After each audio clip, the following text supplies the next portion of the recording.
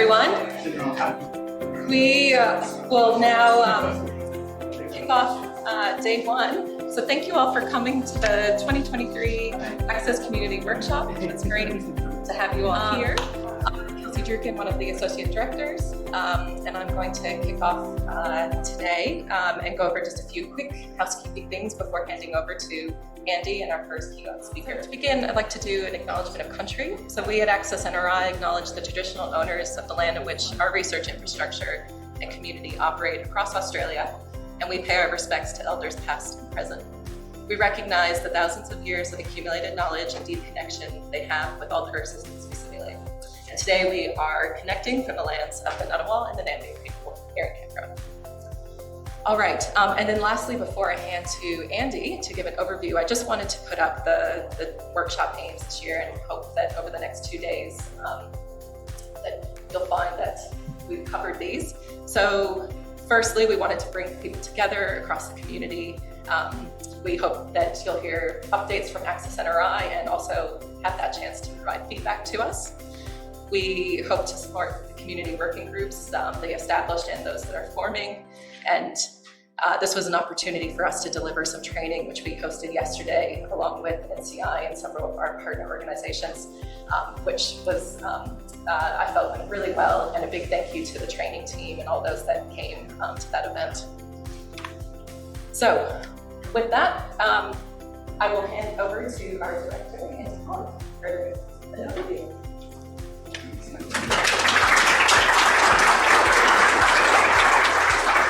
Thank you all for being here. It's my job to welcome you all here on behalf of ACCESS-NRI. And I'm also going to give a quick overview of what ACCESS-NRI has been doing and what we hope to do in the near future. When you registered, you had to fill out a couple of questions on which part of the Access framework you're most interested in. And this is an unfiltered word cloud of what came out of that. Some of those things might make no sense at all. Someone wants X, but you can see there's quite a range. There is a big range of people here, and that was part of our workshop aims. The other thing that's pertinent here is that we've been a little bit overwhelmed by the number of people who've decided to come along, and you can see that by how full this room is and the fact that we actually had to close off registrations early and when we filled the room. And so that's been really nice. We obviously wish we'd booked a bigger room, but it's great that people are keen to engage. And it's actually overwhelmed our team a bit, and it's through the dedication of the ACCESS-NRI staff that we've actually managed to get this all together on time. So my thanks to those people who jumped in. They know who they are. Before I talk in detail, I just want to give you a couple of highlight achievements that we think we've managed in the last year at ACCESS-NRI. So when we held the equivalent workshop last year, we only had 6 staff. 2 of those started in the week before the workshop. We now have around 30 staff. This is most of them, but this was taken a month or 2 ago. Even since then, we've added another few people to the team, and we're close to full. So that's been it's been a big effort, but it's been really great to be able to recruit such a team. When I started this job with ACCESS-NRI, we had about 1.5 years funding left, and the good news is NCRIS has extended that funding by 5 years. We're now extended out to the middle of 2028, and we're also working with NCRIS to develop our plans for what we add to the portfolio of things that we support. So that's pertinent. Another thing we've been doing a lot is working on supporting the CMIP7 formation of a consortium, maybe around CMIP7 with CSIRO and with other partners, and that's something that I'm not going to talk about because it's scattered throughout the program this week. So you will hear plenty of that without listening to me. So what I am going to tell you about is some of the foundations we've developed over the last year, and I guess I want to stress that these are the the foundations to our infrastructure, the research infrastructure that we're delivering. And I'm going to tell you a little bit about those in detail. But before I do that, I want to step back for a moment and say that we're all on the same page. I want to tell you once again what ACCESS-NRI is, and hopefully that'll help to explain what ACCESS-NRI is not.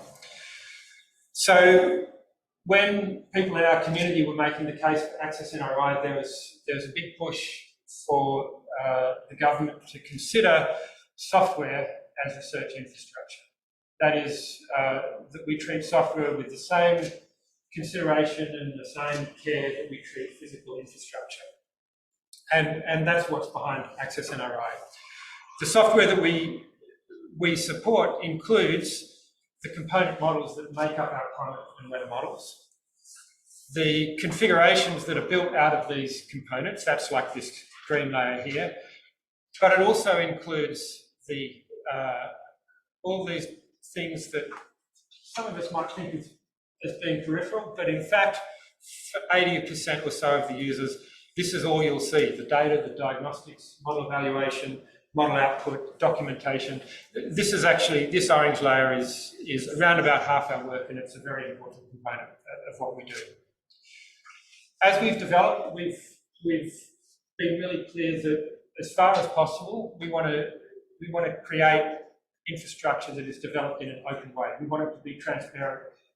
We want people to be able to see what we've done, to see what others have done, and to share what they've done. And the real goal for this is that we want to support collaboration within the community.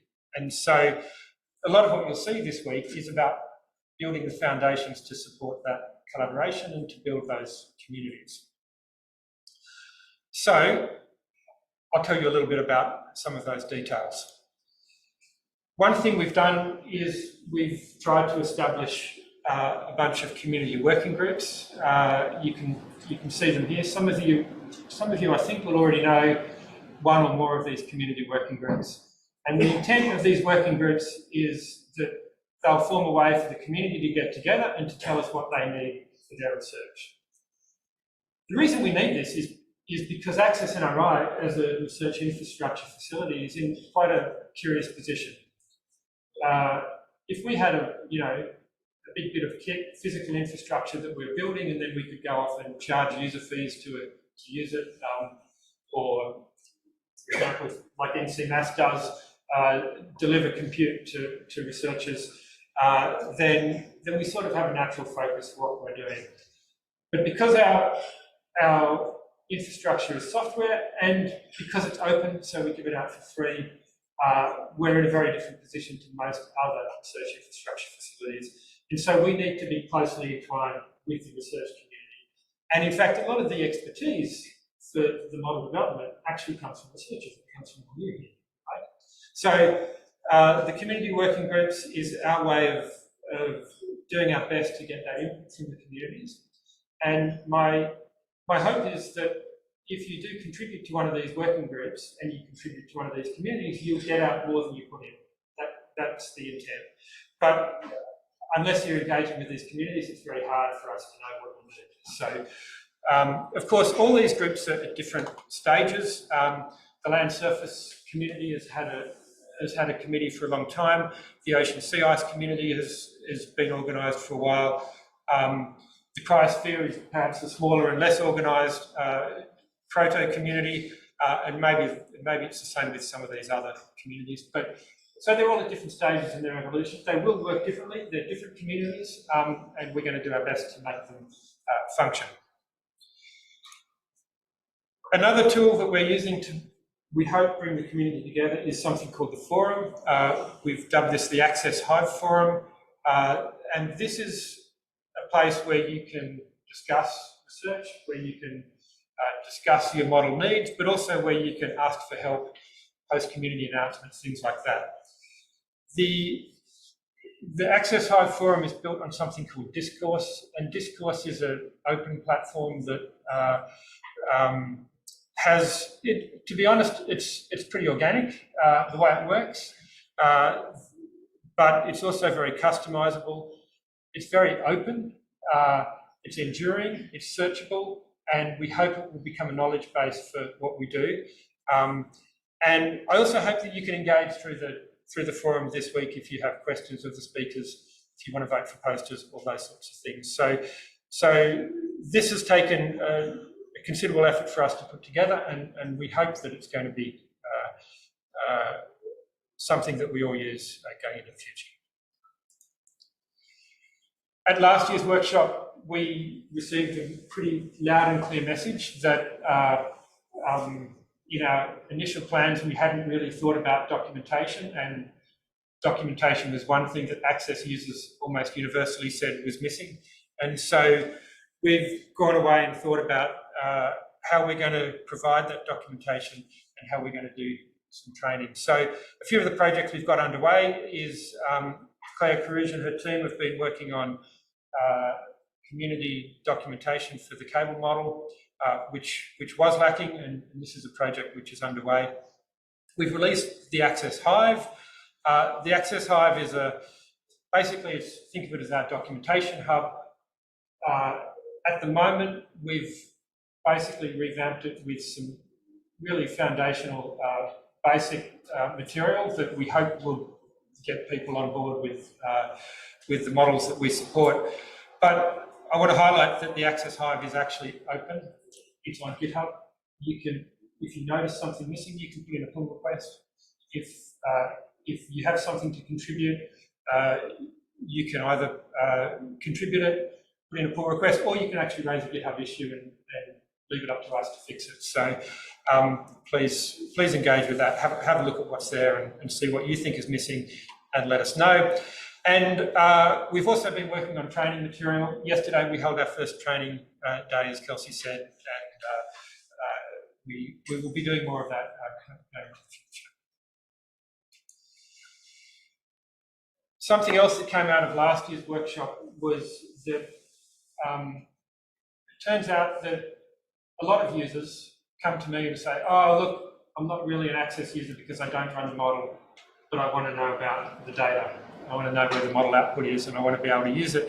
And actually, my estimate is about 75% of the Access community is in that category, and maybe even more actually. And the actual number of people who are really running models is quite small. And so I wanted to stress that, in my view, the people who use Access model output for any purpose are as much a part of the community as people doing the model development. And those people need ways to find the model output. They need a way to evaluate the model output. They need workflows to diagnose the output. And we've put together, again, this is something that was not in our original plans at all, but we've put together a team led by Roman Boichet called Model Evaluation and Diagnostics.